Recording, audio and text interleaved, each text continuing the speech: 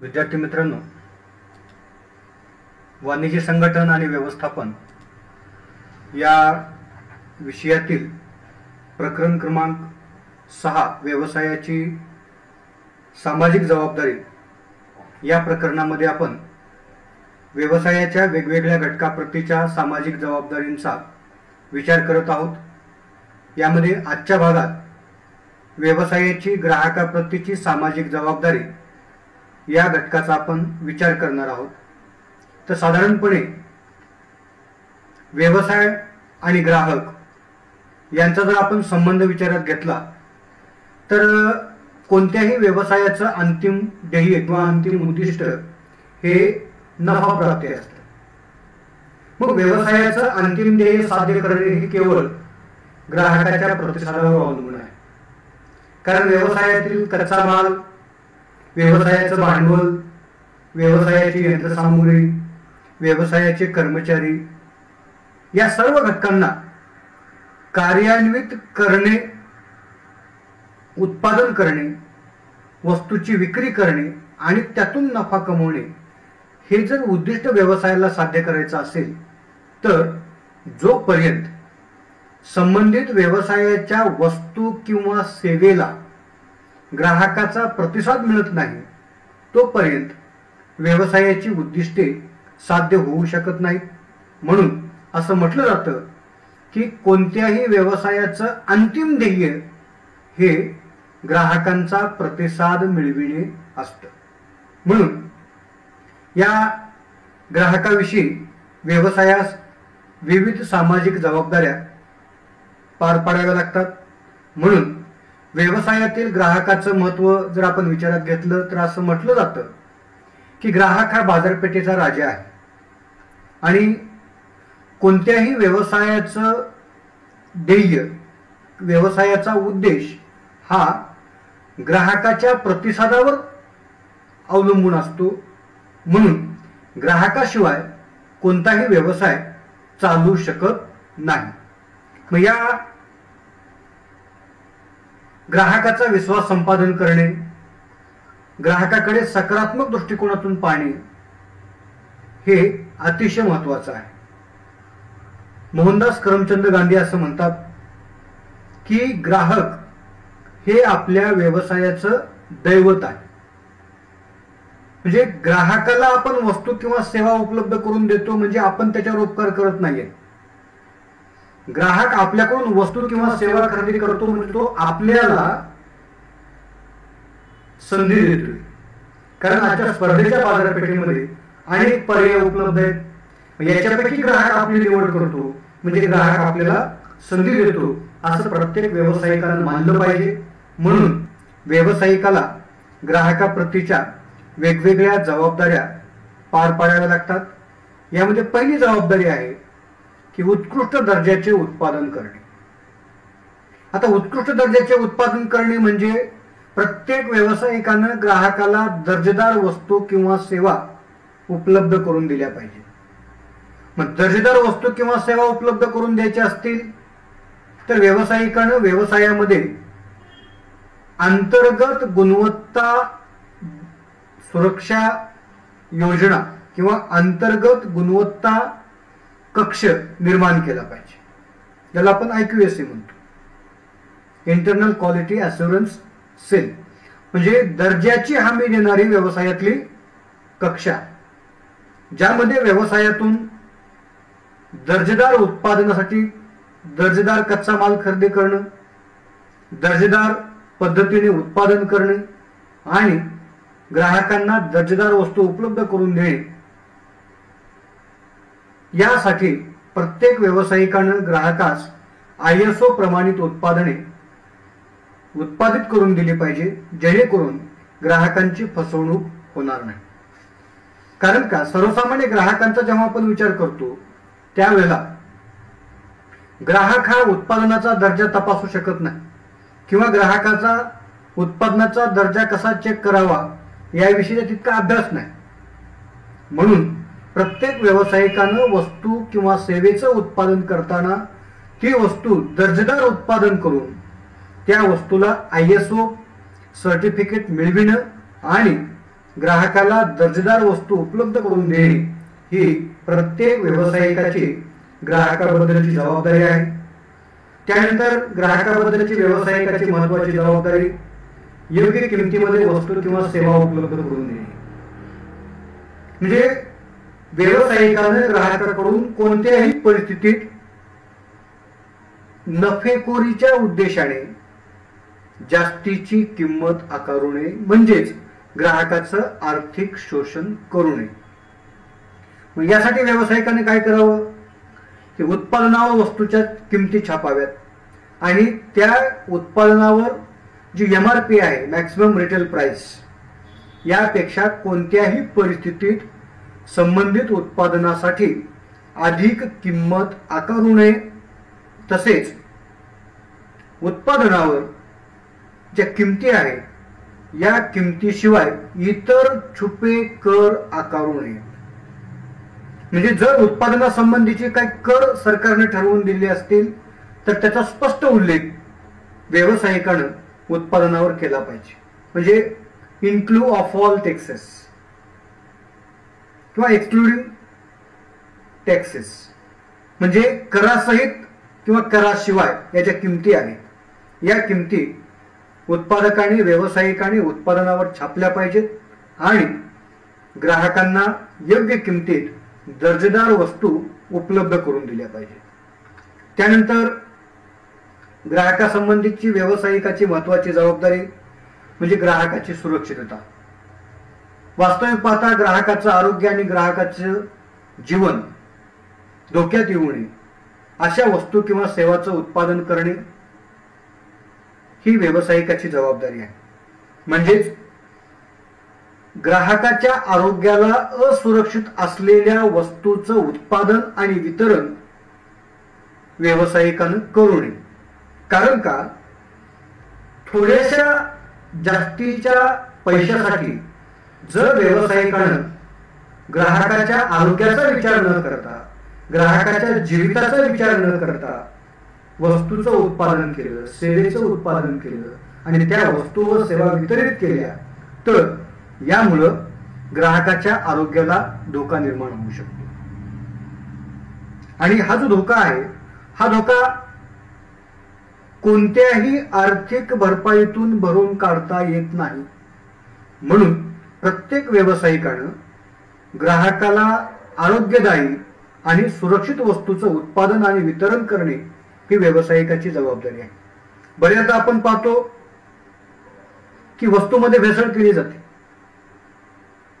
किंवा एक्सपायर झालेली औषधं विकली जातात. तर वस्तूमध्ये भेसळ केल्यानं आपल्याला त्या भेसळीचा किती मोबदला मिळतो माहित नाही, परंतु त्या भेसळयुक्त वस्तूचा उपभोग घेतल्याने ग्राहकाच्या आरोग्यावर मात्र विपरीत परिणाम होत असतो. आपण साधं उदाहरण जर विचारात घेतलं की समजा शेंगदाणे आहेत, शेंगदाण्यामध्ये थोडे लाल खडे टाकले. आता 1 किलो शेंगदाण्यामध्ये किती लाल खडे टाकणार आहेत माहित नाही, 100-200 ग्राम टाकतील. मग समजा शेंगदाण्याचा भाव 100 रुपये किलो असेल, टाकले आपण त्याच्यामध्ये 100 ग्रॅम लाल खडे दगड, 10 रुपये जास्तीचे मिळाले. परंतु समजा एखादा व्यक्ती ते शेंगदाणे खात असतील आणि तो शेंगदाणा खात असताना तो दगड त्याच्या दाताखाली आला चुकून, तर त्या 10 रुपयाच्या व्यापाऱ्याच्या जास्तीच्या नफ्यासाठी त्या दगडासकट शेंगदाणे खाणाऱ्या ग्राहकाला 10-5 हजार रुपये खर्च करावे लागतात. शिवाय त्याचा कायमचा दातही पडू शकतो. म्हणून प्रत्येक व्यावसायिकाने ग्राहकाबद्दल ही जबाबदारी पार पाडली पाहिजे की कुठल्याही परिस्थितीमध्ये ग्राहकाचं आरोग्य धोक्यात येईल किंवा ग्राहकाच्या जीविताला धोका निर्माण होईल अशा वस्तूचं उत्पादन करू नये. प्रामुख्याने इलेक्ट्रॉनिक वस्तूच्या बाबतीमध्ये आपल्याला सांगता येतं तर आपण डुप्लिकेट वस्तू ग्राहकांना विकल्या आणि ग्राहकांना त्या वस्तू इलेक्ट्रॉनिक वस्तूचा वापर करायचा ठरवला, शॉर्ट सर्किट झालं किंवा आणखी काही धोका झाला तर प्रसंगी त्या ग्राहकाला स्वतःचा जीव गमवावा लागतो.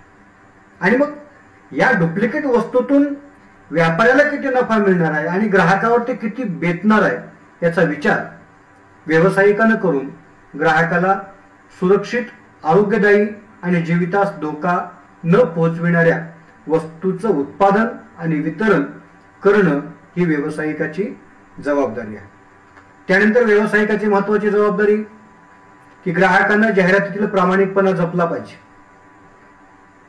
की वास्तविक पाहता कोणताही ग्राहक जेव्हा वस्तू खरेदी करतो त्यावेळेला त्या वस्तूविषयीची सखोल माहिती ग्राहकाला असतेच असं नाही, परंतु ग्राहक वस्तू निवडतो ती केवळ जाहिरातीतील माहितीच्या आधारे.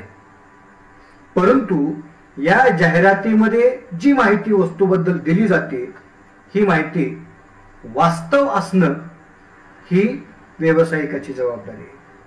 त्या वस्तूचे कोणते गुणवैशिष्ट्य आहेत, त्या वस्तूचे कोणते फायदे आहेत, त्या वस्तूचे कोणते दुष्परिणाम आहेत, या सर्व बाबीची माहिती व्यावसायिकानं जाहिरातीमधून ग्राहकांना दिली पाहिजे आणि कुठल्याही परिस्थितीत चुकीची, दिशाभूल करणारी अथवा असभ्य माहिती जाहिरातीतून टाळली पाहिजे.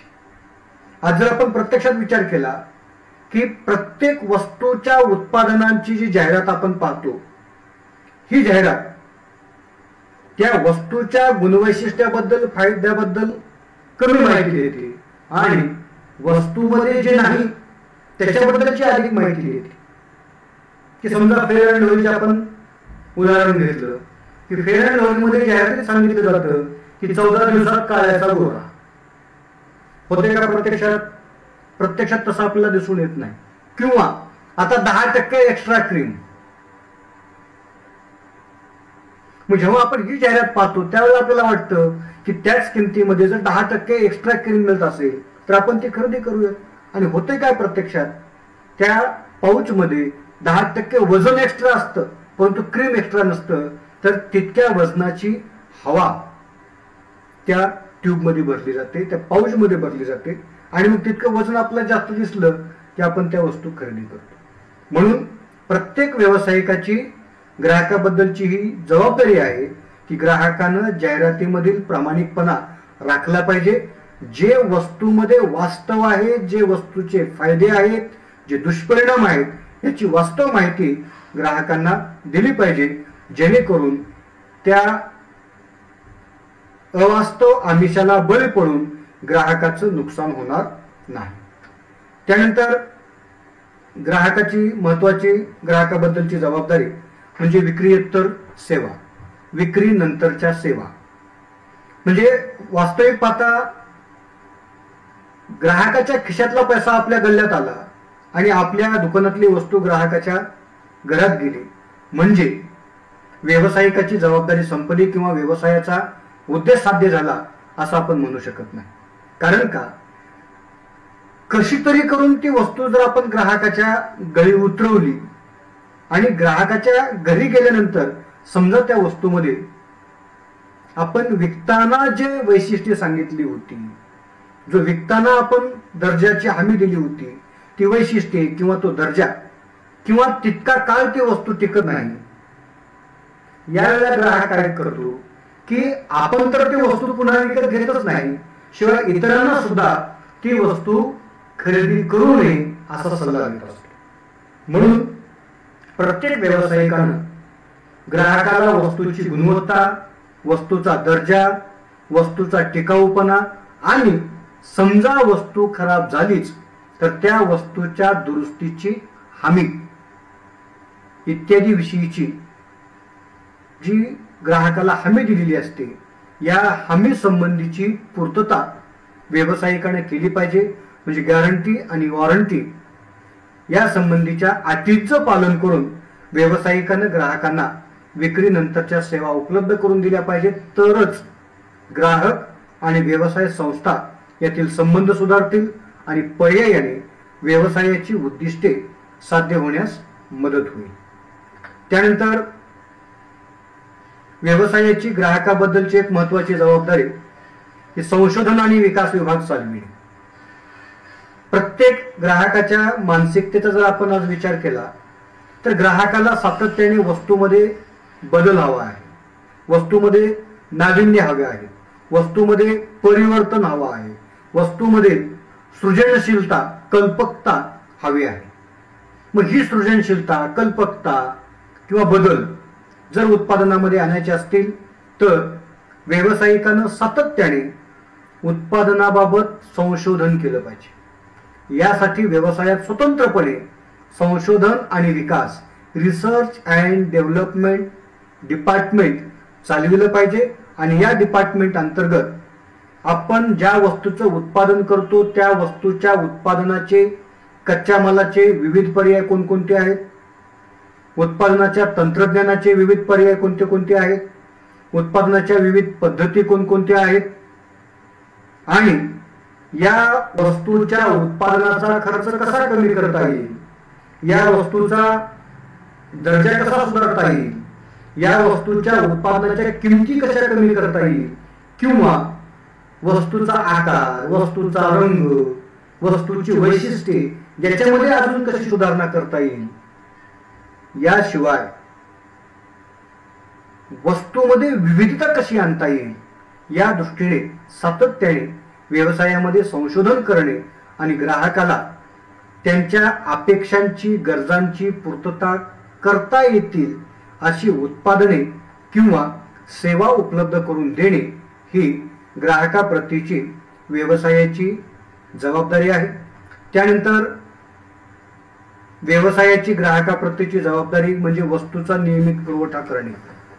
आता वास्तविक पाहता असं म्हटलं जातं की वस्तूच्या किमतीतील स्थैर्य हे त्या वस्तूच्या होणाऱ्या पुरवठ्यावर अवलंबून असतं. जर मागणी कायम आहे आणि पुरवठा जर आपण वाढवला तर वस्तूच्या किमती घसरतात. मागणी कायम आहे, पुरवठा जर आपण कमी केला तर वस्तूच्या किमती वाढतात. म्हणजे दोन्ही परिस्थितीमध्ये नुकसान होतं. म्हणून प्रत्येक व्यावसायिकाची एक जबाबदारी आहे की कोणत्याही व्यावसायिकानं अत्यावश्यक किंवा इतर कोणत्याही वस्तूची साठेबाजी करू नये, वस्तूची कृत्रिम टंचाई निर्माण करू नये. तर प्रत्येक व्यावसायिकानं ग्राहकाच्या मागणीचा वास्तव अभ्यास करून त्यांच्या मागणीनुसार वस्तूचा पुरवठा केला पाहिजे आणि वस्तूचा नियमित पुरवठा केला पाहिजे. जेणेकरून नियमित पुरवठा केल्यामुळं ग्राहकांना योग्य किमतीला वस्तू उपलब्ध होते. याशिवाय समजा एखाद्या वस्तूचं अतिरिक्त उत्पादन झालं तर त्या वस्तूला ज्या ठिकाणी ग्राहक आहे त्या ठिकाणी त्या वस्तूचा पुरवठा केला पाहिजे. म्हणजेच कोणत्याही व्यावसायिकानं नफेखोरीच्या वृत्तीनं, आपण साधारणपणे कृषी मालाच्या बाबतीमध्ये बघतो, जी कृषी सेवा केंद्र आहेत, ही कृषी सेवा केंद्र पेरणीच्या काळात एखाद्या विशिष्ट खताचा साठा असून सुद्धा तुटवडा आहे, टंचाई आहे असं भासवतं. मग शेतकऱ्यांची अशी मागणी असते की तो जितका माल शिल्लक आहे तो आपल्याला मिळाला पाहिजे. मग अनेक शेतकऱ्यांची मागणी आहे, माल मात्र कमी आहे. अशा वेळेला ते व्यवसायिक काय करतात की शेतकऱ्याकडून त्याच्या छापील किमतीपेक्षा अधिक पैसे घेतात आणि शेतकऱ्यांची लूट करतात, शेतकऱ्यांचं शोषण करतात. म्हणून प्रत्येक व्यावसायिकाची ही जबाबदारी आहे की वस्तूची साठेबाजी न करता, नफ्याच्या उद्देशाने कृत्रिम टंचाई निर्माण न करता नियमित वस्तूचा पुरवठा करावा आणि वस्तूच्या किमती स्थिर ठेवाव्यात. त्यानंतर ग्राहकाबद्दलची जबाबदारी, तक्रारीची दखल घेणे. की समजा वस्तूचा दर्जा, वस्तूच्या किमती किंवा इतर बाबतीमध्ये ग्राहकांना व्यवसायाकडे संबंधित वस्तूविषयीची, सेवेविषयीची तक्रार केली तर या तक्रारीला बेदखल करू नये. तर या तक्रारीची तात्काळ दखल घेणं ही व्यावसायिकाची जबाबदारी आहे. कारण का, कोणताही ग्राहक जाणून बुजून तक्रार करत नसतो. त्या वस्तूमध्ये त्याला दोष आढळून आलेले असतात, त्या सेवेमध्ये त्याला दोष आढळून आलेले असतात आणि त्या वस्तू किंवा सेवेचा मोबदला हा ग्राहकाने दिलेला असतो. मग ग्राहकाची अशी अपेक्षा आहे की जर मी त्या वस्तूला किंमत, व्यावसायिकाने ठरविल्याप्रमाणे देत असेल, त्या सेवेचा व्यावसायिकाने ठरविल्याप्रमाणे मोबदला देत असेल, तर मी जो मोबदला देतो त्याचा सुद्धा मला परतावा मिळाला पाहिजे. आणि जर तो परतावा मिळत नसेल म्हणून ग्राहकांना तक्रार केली असेल तर त्या तक्रारीची योग्य ती दखल घेणे आणि तक्रार विनाविलंब सोडवून ग्राहकाला न्याय देणे हे व्यवसायाचं कर्तव्य आहे. जर वस्तूच्या दर्जासंबंधी, सेवांच्या दर्जासंबंधी ग्राहकाने व्यावसायिकाकडे काही सूचना केलेल्या असतील तर त्या सूचनांचं सुद्धा व्यावसायिकानं स्वागत केलं पाहिजे. त्यानंतर प्रशिक्षण देणे. आता वास्तविक पाहता ग्राहकांना वस्तूचा दर्जा कसा ओळखावा, वस्तू कशी वापरावी या संबंधी फारसं नॉलेज नसतं, ज्ञान नसतं, माहिती नसते. मग वस्तूतली भेसळ कशी ओळखावी याविषयी प्रशिक्षण कार्यक्रमाचं आयोजन करणे, वस्तूच्या किमती कशा निश्चित केल्या जातात याविषयीचं प्रशिक्षण आयोजित करणे, याशिवाय उत्पादनाचा दर्जा, उत्पादनाचे विविध पर्याय, ग्राहकाची गरज आणि उत्पादने यामध्ये समन्वय निर्माण करण्याच्या दृष्टीने ग्राहकांना मोफत किंवा माफक दरात प्रशिक्षण सुविधा उपलब्ध करून देणे ही व्यावसायिकाची जबाबदारी आहे. याशिवाय जर एखाद्या व्यावसायिकाकडून ग्राहकाची फसवणूक झालीच तर योग्य ठिकाणी न्याय कसा मागावा याची प्रशिक्षण व्यवस्था सुद्धा व्यावसायिकानं करणं ही व्यावसायिकाची ग्राहकाप्रतीची जबाबदारी आहे. आणि त्यानंतर व्यवसायाची ग्राहकाप्रतीची जबाबदारी म्हणजे ग्राहकाचं शोषण टाळणे. आता वास्तविक पाहता ग्राहकाला बाजारपेठेचा राजा म्हटलेला आहे, परंतु ग्राहक हा बाजारपेठेचा राजा असून सुद्धा ग्राहकाची अवस्था ही अतिशय दयनीय आहे. म्हणजे असा बाजारपेठेमध्ये एकही ग्राहक आपल्याला दिसत नाही की ज्या ग्राहकाचं शोषण झालेलं नाही. म्हणजे प्रत्येक ग्राहकाचं शोषण होतं आणि हे शोषण नफेखोरीच्या वृत्तीमुळे होत असतं. यामध्ये वस्तूची कृत्रिम टंचाई निर्माण करणे, साठेबाजीतून जास्तीचा नफा कमवणे, वस्तूमध्ये भेसळ करणे, कमी वजनाच्या वस्तू देणे, डुप्लिकेट वस्तू देणे किंवा ओरिजिनल वस्तूच्या नावाखाली अधिक किंमत आकारणे या वेगवेगळ्या मार्गातून ग्राहकाचं शोषण न करणे ही व्यावसायिकाची ग्राहकाप्रतीची जबाबदारी आहे. तर विद्यार्थी मित्रांनो, व्यावसायिकाला ग्राहकाप्रतीच्या एकूण 10 जबाबदाऱ्या पार पाडाव्या लागतात. यामध्ये उत्कृष्ट दर्जाचं उत्पादन करणे, योग्य किंमत आकारणे, ग्राहकाची सुरक्षितता, जाहिरातीमध्ये प्रामाणिकपणा राखणे, विक्रीनंतरच्या सेवा उपलब्ध करून देणे, मालाचा नियमित पुरवठा करणे, ग्राहकांच्या तक्रारीची वेळीच दखल घेणे, प्रशिक्षण कार्यक्रमाचं आयोजन करणे, ग्राहकाचं शोषण टाळणे आणि संशोधन आणि विकास विभागाअंतर्गत सातत्याने वस्तूमध्ये बदल करणे या वेगवेगळ्या 10 जबाबदाऱ्या व्यावसायिकास पार पाडाव्या लागतात. तर या ठिकाणी व्यवसायाच्या ग्राहकाबद्दलच्या जबाबदाऱ्या संपलेल्या आहेत. बाकी आपण नंतर विचारात घेऊ.